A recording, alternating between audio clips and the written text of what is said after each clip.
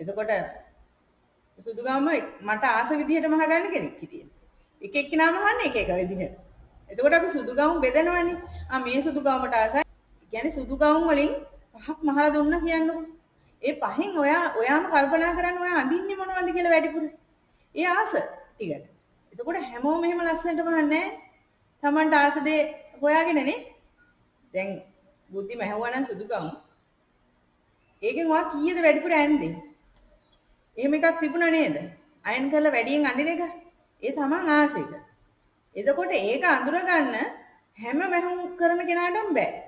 ඒ මොකද? ඒ තමන් අර මහාන කෙනාව දැන් කඩේ ගන්න තිබුණේ නෑනේ අපි යන කාලේ. අපි මස්වලම එන්නේ. එතකොට අපි අඳුර ගන්න ඕනේ කස්ටමර්.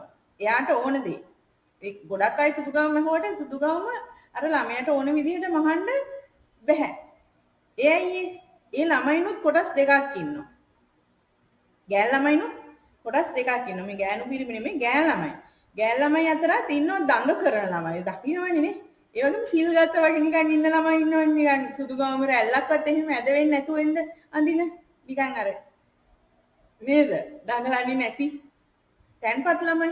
එතකොට ඒ ළමයින්ටත් වෙනස්. ඉතින් අපි කොහොමද කියන්නේ සුදු ගාම එකම විදිහට බාන්නේ කියලා. එතකොට අර ළමයා එක විදිහකට ඉල්ලන්නේ අර ළමයා එක විදිහකට ඉල්ලන්නේ. හරිද? අඳුර ගන්න ඕන ළමයි ආශ්‍රය කරන අයම නෙමෙයි ඉන්නේ ළඟ අහල පහල අසල්වැසියොම නෙමෙයි ඉන්නේ. එදාම දකින්න කෙනෙක්ට අපි මහන්න වෙනවා. එයාගේ කිසි විස්තරයක් දන්නේ නැහැ. නමුත් එයා එක අපි කතා කරන්න ඕන.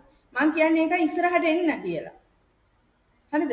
හැංගිලා මේ වැඩේ කරන්න බෑ. දැන් අපි එන්න අපි කැමති නැති වුණා අපිට වෙන ප්‍රශ්න කෝටියක් තියෙන්න පුළුවන්. නමුත් කස්ටමර් කෙනෙක් අහනවා හරි එක්කෝ ඔයා තව කෙනෙකුට මහනකොට එයාත් එක්ක එයාගේ හැඟීම් එක්ක කතා කරන්න ඕනේ.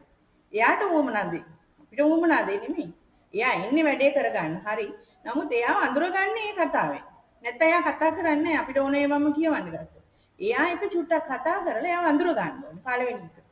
එහෙම අඳුරගෙන එයාත් එක්ක ෆ්‍රෙන්ඩ්ලි වෙලා එයා ආස දේවල් එයා මොන වගේ විදිහද කියලා අපි තේරුම් ගන්න ඕනේ. ඒ තේරුම් ගැනීමත් එක්ක තමයි මෙෂර්මන්ට් එක ගන්න.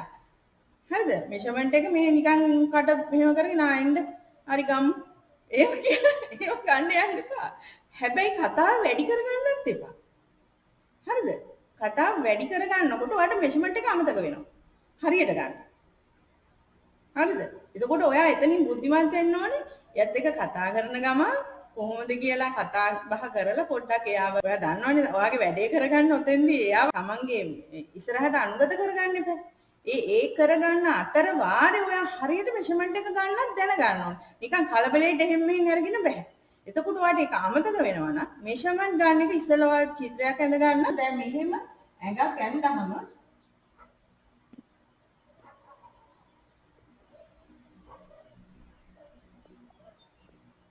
ඒ ඇඟේ මේ මෙෂර්මන්ට් එක ඔයා මේවා අවශ්‍ය නැතුණා මේවා කකුලේ ඒ වගේ ඒවා අවශ්‍ය නැතුණා දැන් කලිසමක් එහෙම ගන්නකොට ඒවා ගන්න දෙපෑ. හරිද?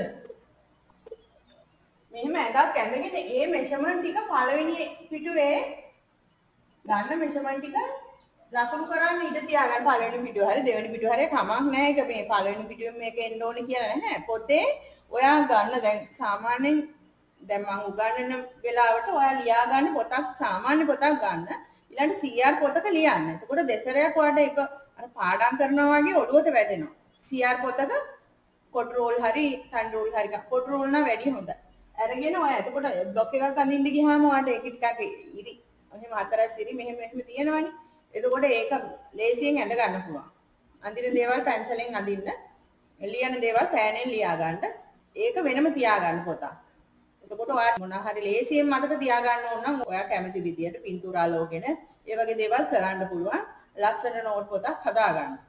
එතකොට බ්ලොක් වලට වෙනම තියාගන්න. ඊළඟට දැන් ෆුල් බොඩි මෙෂර්මන්ට් එක ගන්නකොට ඒක හැම වෙලාවෙම මේ ඔක්කොම මෙෂර්මන්ට් ගන්න ඕනි කියලා එකක් නැහැ. ඒ කියන්නේ දැන් හොඳ වෙඩින් බ්‍රයිඩල් ගවුමක් එහෙම වගේ කරනකොට ඔයාලට සම්පූර්ණයෙන්ම මේ මෙෂර්මන්ට් ගන්න වෙන අවස්ථා තියෙනවා. ඒ කියන්නේ දැන් සමහර ගවුම් වල ඔය යටට මේ ෂෝට් එකක් එහෙම අදිනකොට ඔය මේ මෙෂර්මන්ට් එහෙම පළව මෙෂර්මන්ට් ඕක මේවා ගන්න ඕන. හරිද? ෂෝට් එකක් වගේ අඳින වෙලාවලදී. හැබැයි මෙතනින් එහාට අපි හිතමු මෙන්න මෙහෙම විහිදිච්ච ගවුමක් කියලා. එතකොට මේව ගන්න උවමනා නැහැ. ඔයාලට තේරෙනවනේ. දැන් මේ විදිහේ ගවුමක් උනත් ඒ ගවුමෙන් ගවුමට ඔයා මෙෂර්මන්ට් එක ගන්න ඕන එක ඔළුවේ හඳව ගන්න ඕනේ. මේ ඔක්කොම ගන්න ඕනි කියලා එකක් නැහැ. එතකොට මේක ඔයා මම දැන් සම්පූර්ණ ෆුල් බොඩි මෙෂර්මන්ට් එක ගන්න එක ඊළඟ සතියේදී කියලා දෙන්න. මොකද ඊළඟ සතියේ ආයි අලුතෙන් එන නිසා දැන් ඕක කියලා දීලා ආයි ඊළඟ සතියේත් ඕක කියලා දෙන්න ඕනේ නැහැනේ. ඒ නිසා ඊළඟ සතියේදී අපි දාමු ওই මෙෂර්මන්ට් කැරිල්ල. එතකොට දැන් මෙන්න මේ වගේ සම්පූර්ණ මෙෂර්මන්ට් ඔක්කොම ගන්න ඕමනා නැහැ. ඔයා අවශ්‍ය ඒ ගවුමට අවශ්‍ය මෙෂර්මන්ට් ගන්න ඕන නිසා තමයි මම ගොඩාක් වෙලාවට කරන්නේ ඩිසයින් එක අඳිනවා ඉස්සෙල්ලා. දැන් කස්ටමර් කෙනෙක් හරි අහම නැත්නම් ඔයාට ගවුමක් අහනවා කියලා හිතන්නකෝ. ඔයාගේත් මෙෂර්මන්ට් එක එපේ නේද? ඔයාටම හදි වුණාත් ඔයාගේ මෙෂර්මන්ට් එක ලියා ගන්න. එතන මම කියලා හරි නම ලියලා හරි ලියා ගන්න ඔයාගේ. එතකොට ඔයා දන්නවා දැන් ඕනනම් දිනෙත් ලියා ගන්න. කොට අවුරුදු 2-3කට ගියාම ඔයාගේ මෙෂර්මන්ට් එක මොකක්ද උනේ කියලා ඔයාට තියෙනවා. පරණ පොත්වල. හරිද? එතකොට ඒ කාලේ මම මෙන්න මේ කාලේ මේ සයිස් එකට හිටියානේ කියලා මේ මෙෂර්මන්ට් එක බලා ගන්න පුළුවන්. එතකොට ඔයාට හිතෙනවා ඔයා මහත් වුණොත් දැන් ගෙට්ටුනා නම් හොඳයි නේද? දැන් මගේ ඇඟ මෙහෙම වෙලානේ කියලා. එතකොට මේ මෙෂර්මන්ට් එක දැන් ඔයා ඩිසයින් එකක් අඳිනකොට නෑ දැන් මහන්න තියෙන ඩිසයින් එක ඔය අඳිනවනේ පොතේ. ඒ අඳිනකොට ඒ ඔක්කොම අර ෆුල් බොඩි මෙෂර්මන්ට් එකම ගන්න ඕමනා නැහැ. ඒකයි මම කියන්නේ. එතකොට දැන් ඕගොල්ලෝ පොතක ලියා ගන්නවා නම් කෙනෙක්ගේ මෙෂර්මන්ට් එකක් ගන්නකොට එයාගේ නම, ෆෝන් නම්බර් එක, දෙන්න තියෙන දිනේ, ගත්ත දිනේ ඒ වගේ ලියන්න පුළුවන් උඩින්. හරිද? ඒකට වෙනම පොතක් තියාගන්න. නෝට් ලියා ගන්න පොතක්, මෙෂර්මන්ට් වලට පොතක්. හරිද? මේ නෝට් කටුවට ලියා ගන්න වෙනම පොතක් තියාගන්න. පොඩි පොතක්. ඒකද මොකද දැන් හදිසියෙ දැන් මම මේ කියන ඒවා දැන් ඕගොල්ලෝ අහන් ඉන්න එකනේ කරන්නේ. නේද? අහන් ඉන්නකොට ඒ ටික ඔළුවට ගියාට ඕගොල්ලෝ දැන් නැවත නැවත අහන්න හම්බෙන්නේ නැහැ නේ ඔක. හැබැයි ඕගොල්ලෝ අත්‍යවශ්‍ය කරුණක් තියෙනවා නම් ඔයා ඒක ලියා ගන්න. අර කටුවට හරි ඒ කියන කරුණු කටුවට හරි ඔයා ලියා ගන්න ඕන. පුළුවන් විදිහට ලියා ගන්න. එතකොට මේ දේවල් ඔයාට පුළුවන් පොතේ පස්සේ හොඳට ලස්සනට ලියා ගන්න. හරි? අන්න ඒ ටික තමයි තියෙන්නේ. එතකොට ඔයා ගන්න ඕන බඩු මොනවද? ටේප් එක තියෙන්න ඕනේ, කතුර තියෙන්න ඕනේ, නූල් දන්නවනේ. ඒවා මැෂින් එක තියෙන මැෂින් එක නැත්තම් වහන්න බෑ. බුද්ධි ළඟ නම් මම දැක්ක ඕලොක් එකකුත් තියෙනවා. ඕලොක් එකකුත් තියෙනවා නම් හොඳයි. දැන් ඔයා ඉස්සරහට මහනවම කියලා හිතනවා නම් හිමින් සැරේ දැන් කීන හදා ගන්න මැෂින් එකක් ගන්නවා. මේ හයි ස්පීඩ් මැෂින් එකක් ගන්නවා, ඕලොක් එකක් ගන්නවා කියලා. නූල් 4 හරි 5 හරි. හඳේ ඒක හදාගන්න. මොකද ඩොමෙස්ටික් වලින් එහෙම මහන්න ගියාම ලෙඩ ගොඩක් ලෙඩ එනවා.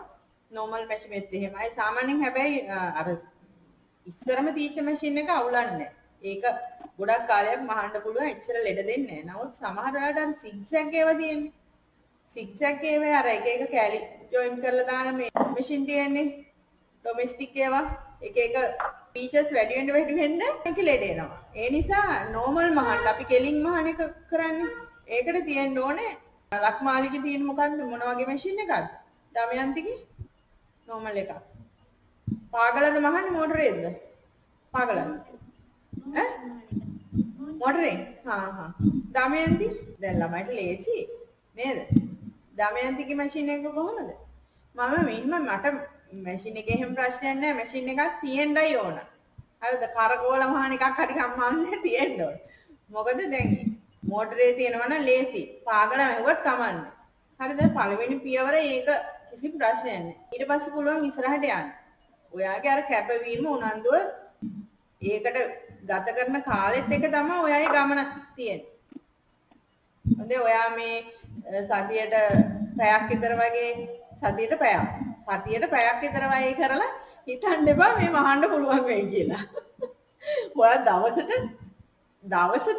මං කියන්නේ සතියට පැයක් වගේ කරලා ඔයාට මහන්න පුළුවන් වෙයි කියලා හිතන්න එපා කියලා. ඔයා දවසට පැය 5ක් 6ක් මේකට යොදවනවා නම් ඔයා ඉක්මනින් මහයි. හරිද?